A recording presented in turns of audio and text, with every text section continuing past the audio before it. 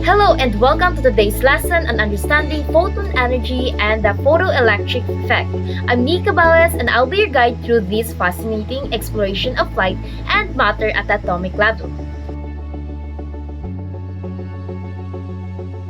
Have you ever wondered how light interacts with matter? Or why certain materials emit electrons when exposed to light? Today we were going to uncover the answers to these questions and more as we delve into the world of photons and the photoelectric effect. Light is not just what allows us to see the world around us. It also made up of tiny particles called photons. These photons carry energy and their interaction with matter can have profound effects, as well as soon discovered. Throughout this lesson, we will learn how the energy of photons is calculated, how it relates to the color and wavelength of light, and how it plays a crucial role in the photoelectric effect. The energy of a photon, which is the energy of light, can be calculated using the two following formulas. The relationship between energy, E, frequency, V, wavelength, and the Planck's constant. E equals h and V. E equals h and the speed of light over the wavelength. H have the value of 6.63 times 10 to the power of negative 34 joules, and the speed of light have 3.0 times 10 to the power of 8 meters per second. The second formula is derived from the first by using the relationship between the frequency, wavelength, and speed of light, and Planck constant. We have V equals c over wavelength. Some key correlation about the parameters of light. Higher energy means shorter wavelength, and higher frequency and lower energy indicates lower wavelength and lower frequency. Example: a photon has wavelength of 462 nanometer. Calculate the energy of a photon in a joules. Frequency is inversely proportional to the wavelength, and they are correlated by the following formula. We have E equals h multiplied by V. Frequency. And frequency equals speed of light over wavelength. Therefore, we can substitute the frequency V with this expression and get a new formula correlating the energy and the wavelength. E equals h multiplied by V equals h multiplied by speed of light over wavelength. Always make sure all the units in the formula match.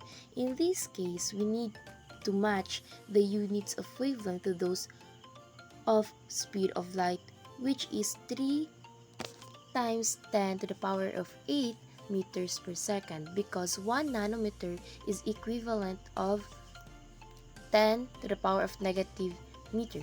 We add the 10 negative to the 10 to the power of negative 9 exponent in the denominator.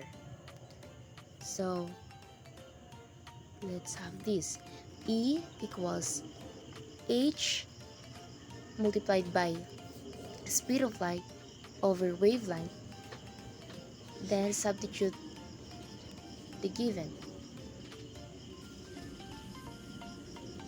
We have 6.63 times 10 to the power of 34 joules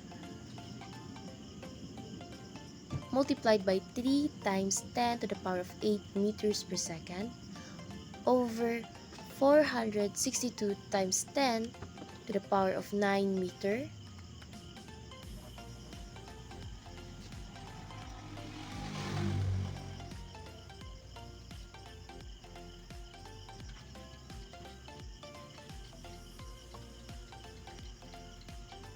and 4.30 times 10 to the power of 19 joules.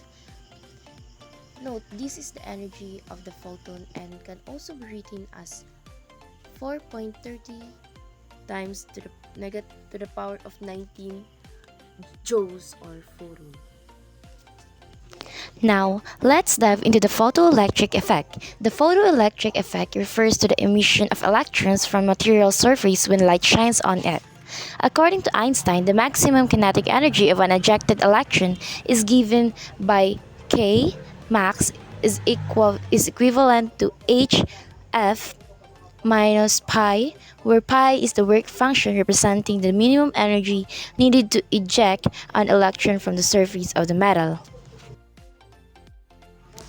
Let's say, for example, suppose we shine red light with a wavelength of 700 nanometers onto a metal plate with a work function of 2.0 electron volt.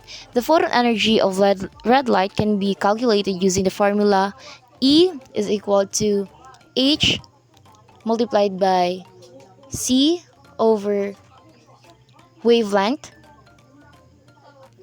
Then later on, we have this.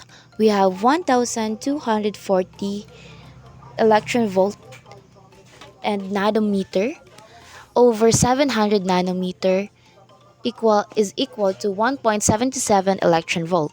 Since the photon energy of red light is less than the work function of the metal plate, no electrons are ejected.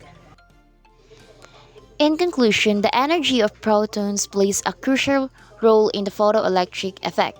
Electrons are ejected from a material surface only when the energy of the incident photons exceeds the material's work function. Understanding these principles help us to comprehend the behavior of light and matter at the atomic level. Thank you for joining me in this lesson. I hope you have a better understanding of photon energy.